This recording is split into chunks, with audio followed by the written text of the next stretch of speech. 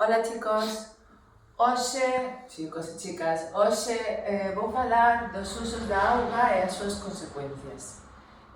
Vouno dividir en 3 vídeos, vale? Entón, no primeiro vídeo falaremos dos usos.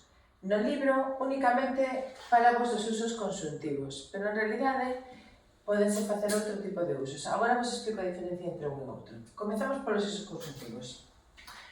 A definición sería de usos consultivos. Son aqueles que gastan auga e non a devolven ao sistema hídrico no seu estado original. Que quere dicir isto? Ou ben está contaminada ou ben se consumiu. Vale? Que tipos de usos son esos? Pois teríamos o uso industrial. No uso industrial, no libro, aparece un uso que sería non consultivo que veremos a continuación. Cal é o principal uso consultivo industrial? Empregala en procesos de fabricación nos que se usa para refrigerar os mecanismos. Entón, xeralmente as factorías sitúanse nas beiras dos ríos e a auga empregase para baixar, por exemplo, en procesos de fermentación e demais, a temperatura dos tanques. Que pasa? Que esta auga, cando volve ao río, en realidade aparentemente non está contaminada, posto que só se empregou para refrigerar, pero sí que volve nun estado moi diferente ao que estaba, entre 2-3 graus por encima dos graus que tiña previamente. Como xa sabedes, o aumento de temperatura produce un estrés bastante importante ás poboacións que viven neses ecosistemas.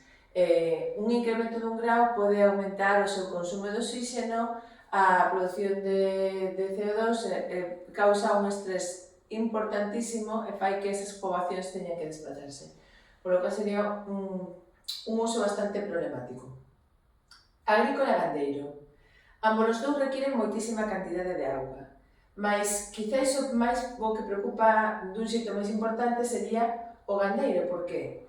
Porque parte da produción agrícola non se emprega para o uso humano, para o consumo dos homes, senón que se emprega para alimentar o gando. Este sería un uso moi ineficiente en termos ecolóxicos. Se vichedes o vídeo que vos propuxen de Before the Flood, explícao moi claramente. Cales serían os que empregan máis cantidade de auga para a súa alimentación, ou máis cantidade de terra para a súa alimentación? Pois o gando vacuno, vale? As aves pois consumirían moito menos.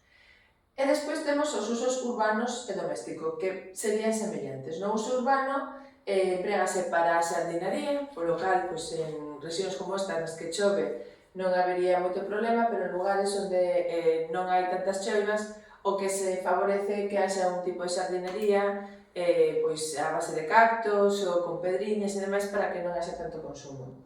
E despois, empregase na limpeza das rúas. A parte do gasto de auga que hai neste uso é como chega ás alcantarillas, aos sumidoiros. Imaginade, é auga que arrastra os restos de todo as porquerías que eliminan os coches, grasas, aceites, e todo iso vai aos sumidoiros estando moi contaminada.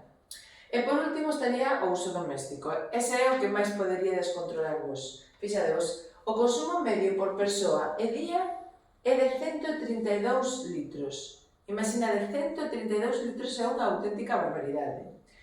Onde se gasta a maior parte? Pois nas duchas. Como podemos actuar? Pois pechando a billa cando estamos enxabonándonos, ou esa auga que se tira mentres que se está quentando ou chega a temperatura que usamos para ducharse, bota nun caldeiro, nun cubo, que a podes utilizar posteriormente, vale? No inodoro, pois moitas veces empregámoslo como cubo do lixo. Botamos papéis, tiramos da cisterna despois. Non, pois non é un cubo de lixo, vale? Se emprega para o que se ten que empregar. E por último, no lavabo. Cando lavamos a cara, os dentes, sobre todo, é moi habitual que deixedes a billa aberta. Para os que non sabedes o que é a billa sería el grifo, vale? Bueno, la maneja del grifo, basicamente. E logo temos eses que non vos aparecen no libro, que son os usos non consultivos. Que son os usos non consultivos? Son aqueles que non gastan auga e que as devolven en condicións similares, vale? Sempre hai un pequeno cambio. Similares ao estado previo. E que quere dicir iso? Pois que pode ser reutilizada, vale? O que primeiro que vos dicía, na xeración de enerxía nas centrais hidroeléctricas, a auga emprégase para mover unha turbina, non hai gasto nin cambio algún, e se produce enerxía. Na navegación, a auga utilízase para transportar persoas ou mercancías. Aquí sí que pode haber certa contaminación, porque sempre pode haber algunha pérdida de combustible que empregan, vale? Nos usos recreativos, pois, especialmente deportes acuáticos, surf, natación, pesca, etc., non hai un gasto de enerxía. E, por último, gastos ecolóxicos, nos cales a auga emprégase para manter o caudal mínimo dos ríos e dos ecosistemas. Para que? Pois para favorecer o seu funcionamento correcto. Pois, se hai unha seca importante, derívase a auga para esos ecosistemas para poderos manter. Estes serían os usos principais da auga. No seguinte vídeo veremos outra cuestión importante relacionada, como serían as consecuencias do uso.